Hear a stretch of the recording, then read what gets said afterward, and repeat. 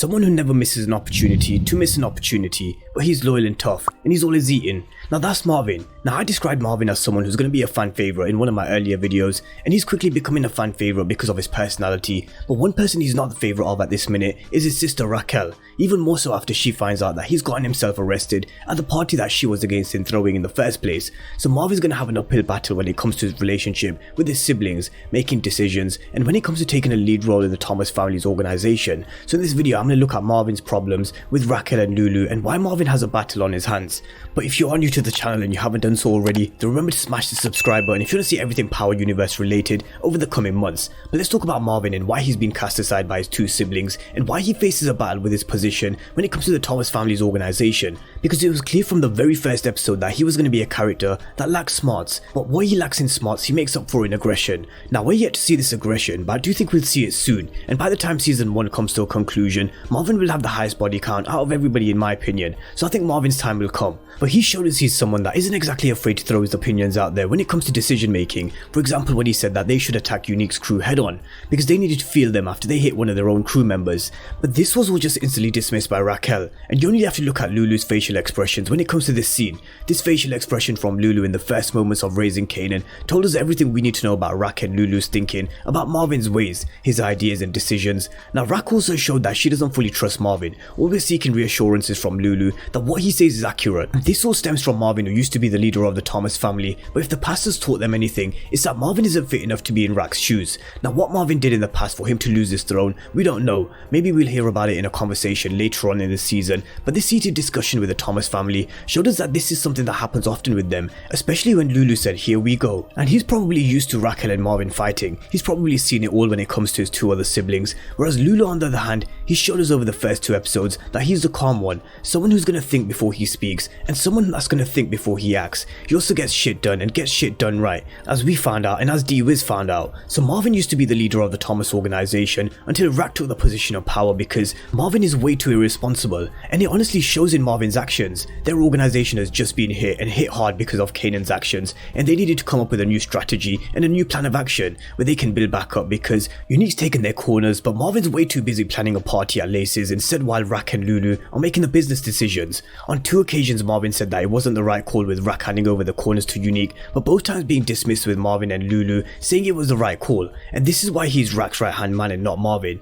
Now clearly they weren't happy with Marvin throwing a party, and you only have to look at his arrest later on in the episode after he got into a fight outside Lace's over Tony, someone who Raquel clearly doesn't even like either by the way. And this is why Marvin isn't the leader of the Thomas organisation anymore. This right here, Marvin getting arrested, this is not leader material, and this is something that will push Raquel over the edge when it comes to Marvin, because Raquel is sure as shit gonna be pissed, she's gonna be fuming, and I'm sure she's gonna have had enough. Now Kanan doesn't like to be babysitted by Scrappy, we saw that in episode 2, but it feels like Marvin at times will need babysitting himself by his 2 siblings. Now in the episode 3 trailer, Kanan tells Marvin that if he helps him, in return he'll help Marvin get back on good terms with Rack, and that tells us already that Raquel's gonna be pissed with Marvin in the next episode, and it has to do with him getting arrested and being irresponsible. Now the conversation that Raquel had with Symphony just before she got her cheeks clapped was Symphony saying that Marvin has a lot to say, with Raquel saying most of it doesn't add up to shit, and it definitely tells with most of the important business decisions being made without him. Now Kanan's narration told us in the first episode that sometimes we're not going to understand what Raquel and Lulu are saying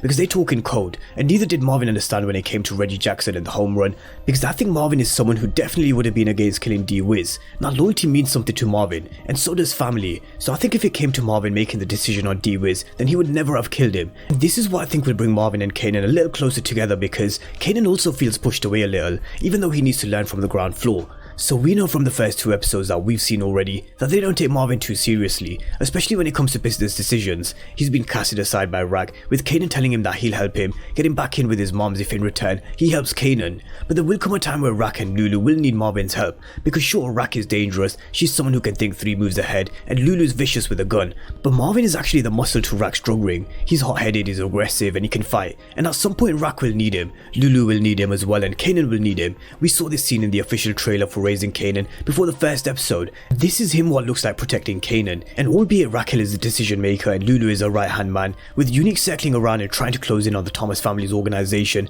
with the help of Detective Howard, she's gonna need Marvin now more than ever. So Marvin will have his time, just like Raquel did in episode 1 and Lulu did in episode 2. At some point Marvin will be there for his family when they need him, because as Marvin said, you never give up on family. But let's talk about Unique circling in on Raquel and her organization, because I really wouldn't be surprised to see Marvin taking it to Unique, whether it's a decision made by Raquel, which I don't think she'd agree to at the moment anyway, but I can definitely see Marvin taking it to Unique, or at least members of his crew at some point. We see them crossing paths in episode 3's trailer, and I really wouldn't be surprised to see if Marvin does something stupid, not necessarily in episode 3, but at some point around the midway point of the season, around episode 5, I can really see something big going down then. This is when there really will be a shock or a twist come episode 5. It's been teased a lot by the actors who plays Marvin and the actor who plays Lulu, who was on Instagram live the other day, who told us how jaws will drop come episode 5, 8 and 10. So that's something just to keep in the back of your minds when we do get to episode 5. But back to Marvin and his relationships, and I just want to touch base on Jukebox, because although he never give up on family, he's never really given Jukebox much of a chance though, because as much as she seems to be putting effort in, she's scared to even confide in Marvin.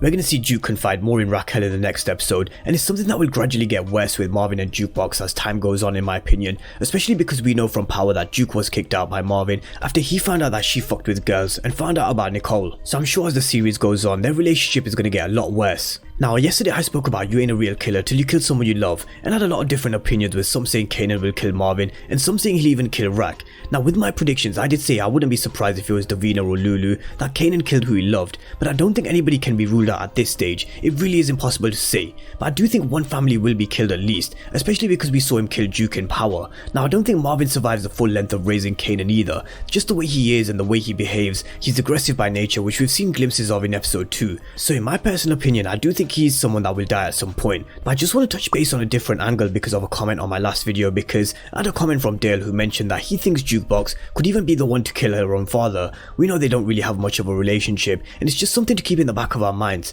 because if Tariq can kill Ghost and Kanan can kill a loved one, then I'm sure Jukebox, who's supposed to be the craziest out of them all, can do so as well. And I've mentioned it before that come the end of Raising Kanan, Jukebox and Kanan will obviously survive, but who else survives? I would love it if Marvin did, by him just going to prison for life and us possibly seeing an older version of Marvin in the Power universe, but my personal opinion is it's going to be someone else. I just don't see it being Marvin, especially because there were no family members left for Kanan to collect his ashes in Power. But that's Marvin with what we've seen from him so far and what's potentially in store from him going forward and for the rest of the season as well. So let me know your thoughts on Marvin. Is his arrest going to push Raquel over the edge with him, and is she going to push him out of the Thomas organization? And what do you think about the comment and predictions of Jukebox eventually being the one to kill her own father? We've seen it before with Power, and how raw and gritty and unforgiving this universe of Power Book 3 really is. I really wouldn't be surprised if it did happen. So let me know your thoughts down below in the comment section, and of course if you're new to the channel and you haven't done so already, then remember to smash the subscribe button if you want to see everything Power Universe related over the coming months. But as always, thank you guys for watching, and I'll see you